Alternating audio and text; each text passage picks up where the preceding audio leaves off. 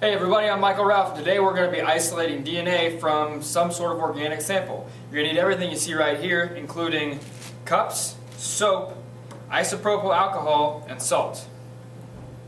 The first thing we're going to need to do is get our sample into a cup. To prepare our sample, we're going to need to mash whatever it is, the sample that we're testing, into as fine of a mush as we can possibly manage.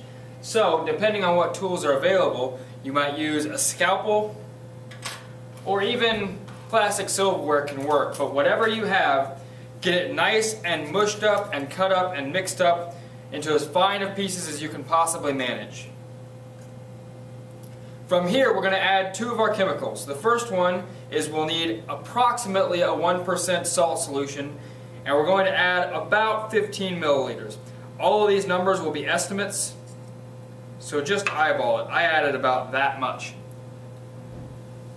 Next, we're going to add a few milliliters of our soap solution. For the soap solution, you want it slightly diluted. I use a 2-to-1 soap to water mixture, but it should still be fairly concentrated.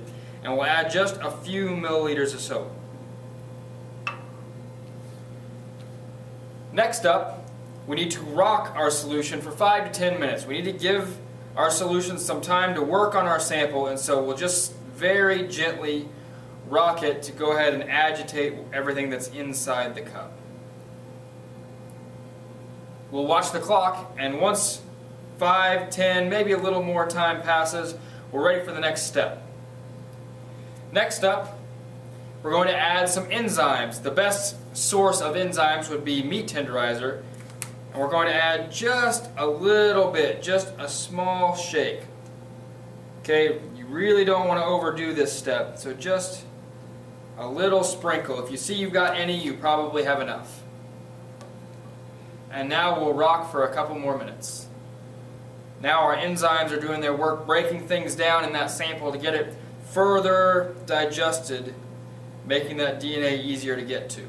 After a couple more minutes, we're ready for the last step.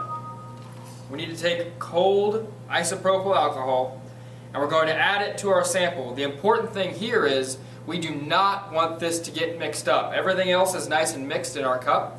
This step, we want the alcohol to sit right on top of everything else that's in our cup. So very gently, we're going to pour some alcohol down the side of our cup. See how I'm not pouring it directly in, I'm pouring very slowly to get about 10 milliliters of isopropyl alcohol into our cup. You should have a nice thick layer of alcohol sitting on top. Once you have that, don't mix, don't rock. Now we just wait and identify any DNA that might be showing up in our alcohol layer.